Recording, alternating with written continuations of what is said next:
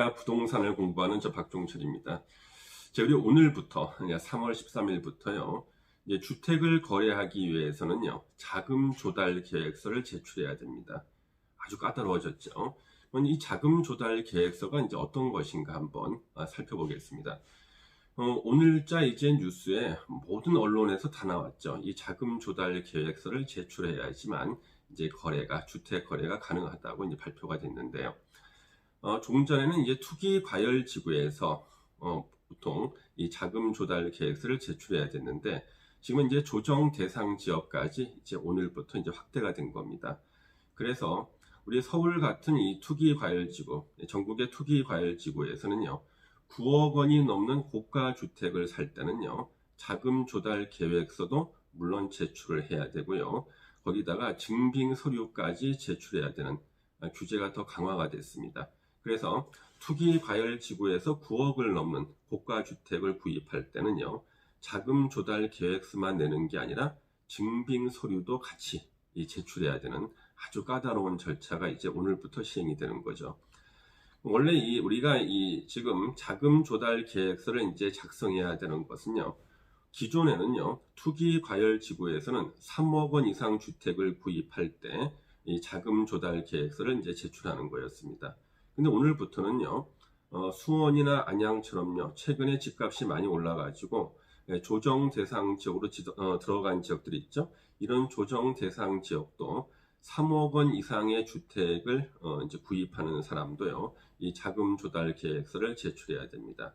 그러면 이제 투기과열지구나 조정 대상 지역이 아닌 지역, 다시 말하면 비규제 지역이죠. 규제가 없는 지역은요, 6억 원 이상 되는 주택을 구입할 때 이 자금 조달 계획서를 이제 제출해야 됩니다. 그러면 일단 6억 원 이상이 되면은요, 전국의 규제 지역이든, 그러니까 투기과열 지역, 아니면 조정 대상 지역, 그러니까 투기과열 지구든 조정 대상 지역이든, 아니면 이런 규제가 없는 곳이든 가리지 않고 일단 6억 원 이상 되는 주택을 매입할 때는요, 자금 조달 계획서는 다 제출해야 됩니다. 그러면 우리가 이제 6억 원 이상짜리 집은 어떠한 지역에서도 다 자금 조달 계획서를 제출해야 된다. 알아두시고요. 이번에 이제 이 자금 조달 계획서 양식이 조금 바뀌었어요. 그래서 뭐 증여나 상속이나 현금이나 이런 것을 내가 자금 조달의 방법으로 썼다. 그랬을 때는요, 또 구체적으로 누구한테 받았는지, 그러니까 증여를 누구한테 받고 상속을 누구한테 받았는지 등등 요거까지도 다 명시하게 돼 있습니다. 그 다음에 투기과열지구에서는요, 9억 원을 넘는 고가 주택을 이제 구매할 때는요, 자금 조달 계획서뿐만 아니라 증빙 서류를 제출해야 되는데요. 이 증빙 서류가 최대 15개 종류가 있습니다. 이거 준비하다가 거의 밤을 새겠네, 그렇죠? 그래서 증빙 서류까지도 내야 되는 곳은 투기과열지구에서 9억 원을 초과하는 고가 주택을 구입할 때입니다. 증빙 서류까지. 그러면 예를 들면 증빙 서류 이런 거죠. 만약에 자기가 은행 예금을 가지고 주택을 구입한다. 그랬을 때는 예금 잔액 증명서를 제출하고요.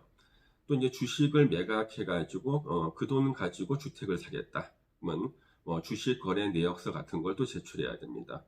만약에 자기가 은행 같은 데서 대출 받았다 그러면요, 금융기관 대출 신청서라든가 금융거래 확인서 같은 것이 필요합니다. 그 다음에 이제 부모님한테 상속받았다 또는 또 부모님한테 증여받았다 그랬을 때는 증여세나 또 상속세 신고서까지도 첨부해야 됩니다. 아주 절차 복잡하죠. 또 이 자금 조달 계획서를 이제 제출할 때는요, 주택에 대한 매매 계약을 체결하고 나서 30일 이내에 시군구청장한테 부동산 실거래 신고를 해야 됩니다. 부동산 거래 신고를 해야 되는데 그때까지는 내야 됩니다. 30일 내에. 근데 우리가 보통 말이죠, 이것을 우리가 공인중개사한테 보통 일을 맡기죠. 그래서 공인중개사가 이 업무를 다 대행해 줍니다. 실제로는요. 만약에 지금 중개업을 하고 계시는 분들은요, 자금 조달 계획서도 본인이 이제 다 작성을 해줘야지만 이 고객한테 아주 기본적이고 충실한 서비스가 되겠네요. 그러면 이 공인중개사가요, 이제 이것을 이제 거래를 할 때 제출해 주면 되는데, 만약에 본인이 직접 제출해야겠다 그랬을 때 왜 그럴까요? 공인중개사한테 이 서류를 맡기다 보면 공인중개사가 좀 본인이 숨기고 싶은 사실을 알 수도 있잖아요. 그랬을 때는 본인이 직접 제출할 수도 있습니다. 그래서 직접 시군구청에다가 제출할 수도 있고요. 우리가 인터넷에요. 부동산 거래 관리 시스템이라는 게 있습니다. 부동산 거래 관리 시스템을 통해 가지고 본인이 직접 제출할 수도 있습니다. 만약에 이거 30일 내 부동산 거래 계약을 체결하고 30일 내 이거 실거래 신고할 때까지 내지 않으면은요, 그때는요 과태료가 부과가 됩니다. 500만 원의 이제 과태료가 부과될 수가 있거든요. 그래서 이 자금 조달 계획서 같은 것은요, 여러분들이 좀 잘 작성해야 되는데, 물론 이 자금 조달 계획서를 갖다가 허위로 기재하거나 그러면 역시 또 처벌을 받겠죠. 그래서 이 자금 조달 계획서 같은 것은요, 조금 잘 쓰셔야 됩니다. 근데 우리가 이제 불법을 조장하는 건 아닙니다만은요, 분명히 이 자금 조달 계획서를요, 허위로 작성하시는 분들도 계실 겁니다. 그러면 전국의 그 수많은 부동산 거래 건수를 다 일일이 전수 조사하기 힘들겠죠. 물론 샘플 조사를 하겠습니다만은 설마 내가 걸리겠느냐 이런 생각하시는 분 있을 수가 있겠습니다만은 문 없으면은 또 적발될 수도 있으니까 이 자금 조달 계획서는요 조금 더 성실하게 작성하는 게 좋겠습니다. 그래서 지금 많은 분들이 자금 조달 계획서에 대해서 관심을 갖고 있는데요. 이제는 이 자금 조달 계획서가 등장했기 때문에요. 불법적인 증여라든가 또 불법적인 또 어떤 우리가 이제 증여를 가장해 가지고 사실상 이제 어떤 돈을 그냥 무상 지급하는 건 증여인데 어떻게 뭐 매매를 가장하거나 이런 일들이 상당히 줄어들지 않을까 생각됩니다.